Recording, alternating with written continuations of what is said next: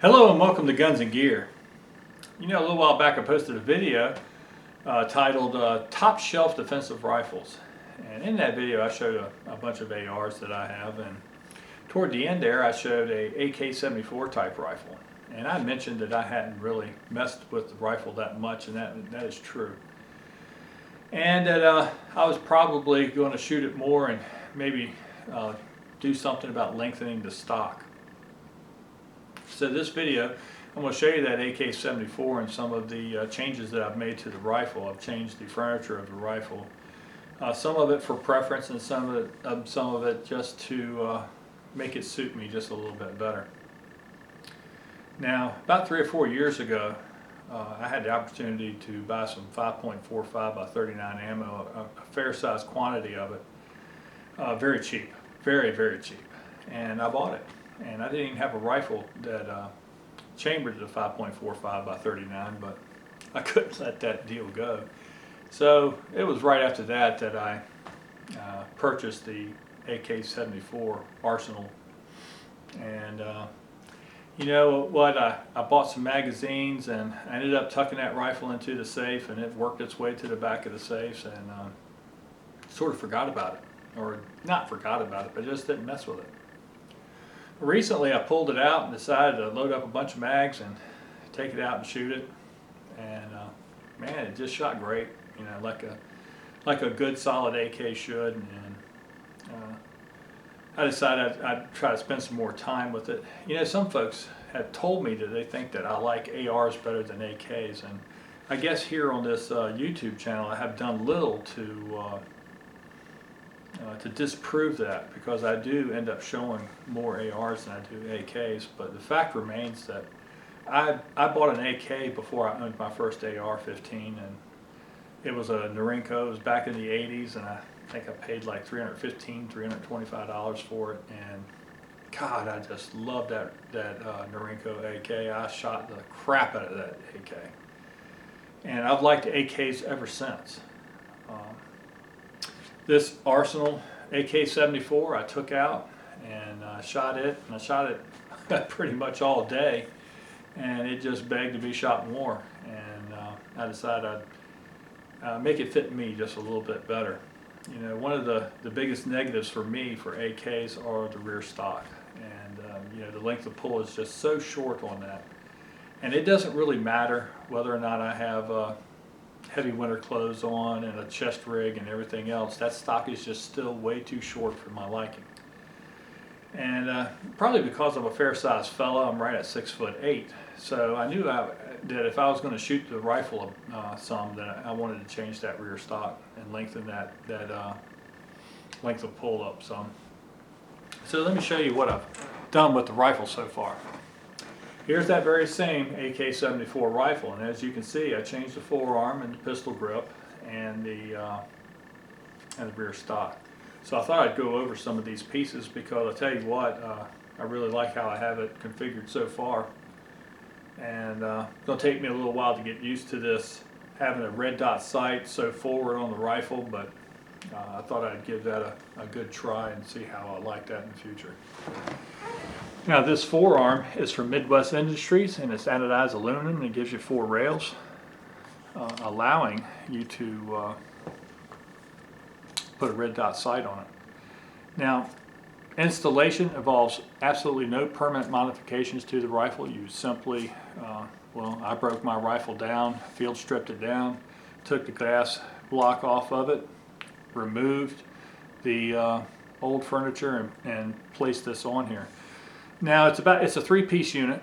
You have your bottom part of your forearm, and then there's a block inside that fits under the gas block and holds the forearm on. It also allows you the attachment of the top piece of the forearm.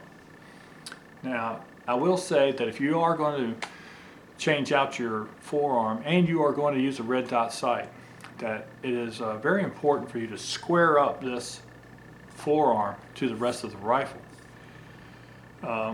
When I first put this together, I just snugged up the bolts and I threw it up to my shoulder, and I noticed that it was a little bit off. It was a little bit canted, and I knew I was going to have to correct that. And the reason being is a red dot sight works very similarly to a scope as far as adjustment of that red dot. And that is based off of an axis like this, okay? So if that gets canted a little bit, it throws everything out of whack. You want to make sure that it's good and square.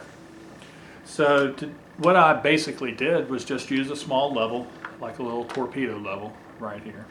And I squared up that base, and then the top was going to be squared up with that. And brought everything in line, and now I got it Loctited and zeroed and ready to go. Now the pistol grip was something that I saw on the internet, and it was a little bit different than a lot of the ones that I've seen. I thought I'd give it a try because it offered some options. And the type of it is MFT Engage. Yeah, Engage. And I'll give you that. The MFT stands for Mission First Tactical. Now, as you can see, it came with 3 different sets of front and rear back straps, and that's why I thought I would give it a try.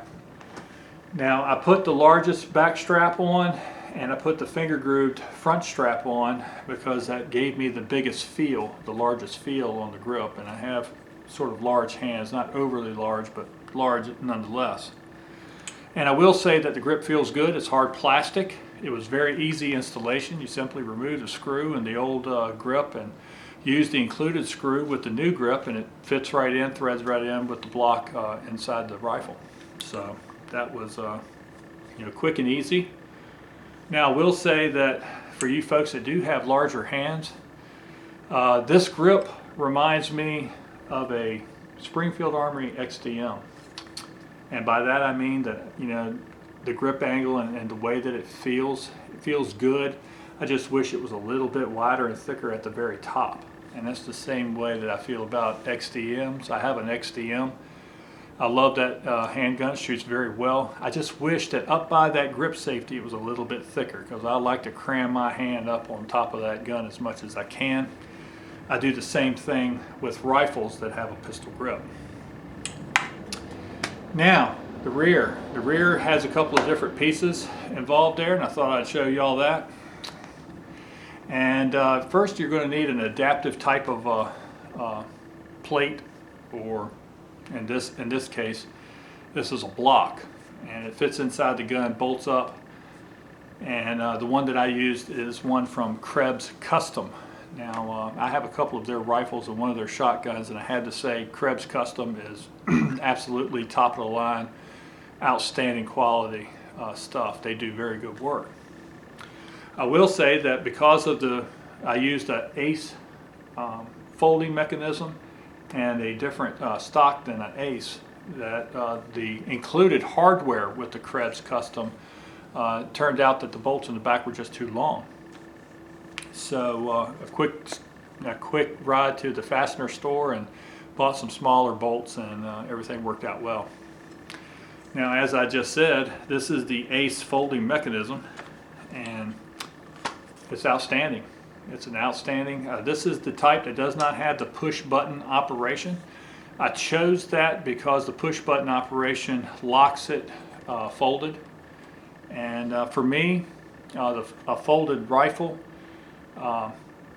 when I think of that, I think of being able to carry it in a vehicle and make it a little bit more easy to deploy when you get outside of the vehicle, okay?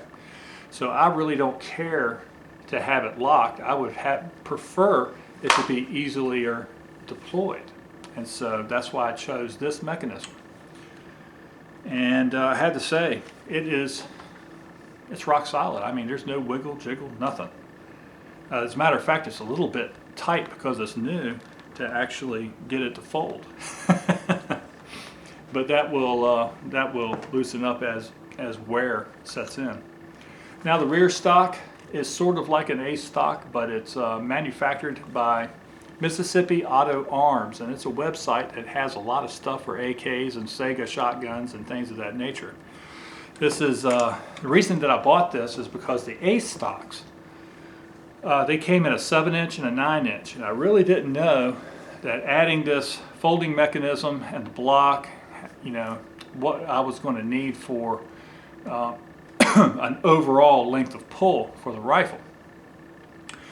And the Mississippi Arms version of the stock is at 8.25, I think it might be. I also preferred it to the Ace because it had a much wider face to the stock itself. And also you can get a rubber pad that goes over top of it that increases the face of the stock. And that was kind of important for me because some of you know that, you know, I had some heart attacks and I had some heart surgeries a few years ago, and as a result of that and some of the medications that I take, I can go out for a fun day of shooting and just beat my shoulder up. It'll bruise up really bad. Even a light recoiling round like the 5.45 by 39 or the 5.56, even the 7.62 by 39, these are light recoiling rounds. And but if I shoot all day, I'll pay for it with bruising on my shoulder. So I like the broad face that this stock provides, and it turns out the overall length of pull is pretty good. It's just about there. And when I do have a heavy winter coat on, it fits just right. So that's the modifications that I made to the rifle. I thought I'd share them with you guys. Now you'll also see that I bought some pipe insulation and put it around the top here, and then used some electrical tape and taped it down really tight to reduce the overall diameter of it. And that just raised the comb up just a little bit, and it seems to be just perfect for this red dot. So those are the modifications that I have made thus far on this rifle. Probably not going to do much more to it. I think I will change the safety out. I don't know if I'm going to tinker on the trigger or not. But at any rate, folks, thank you for watching my video. I certainly appreciate it. And remember to shoot straight on the range and in life. Thanks.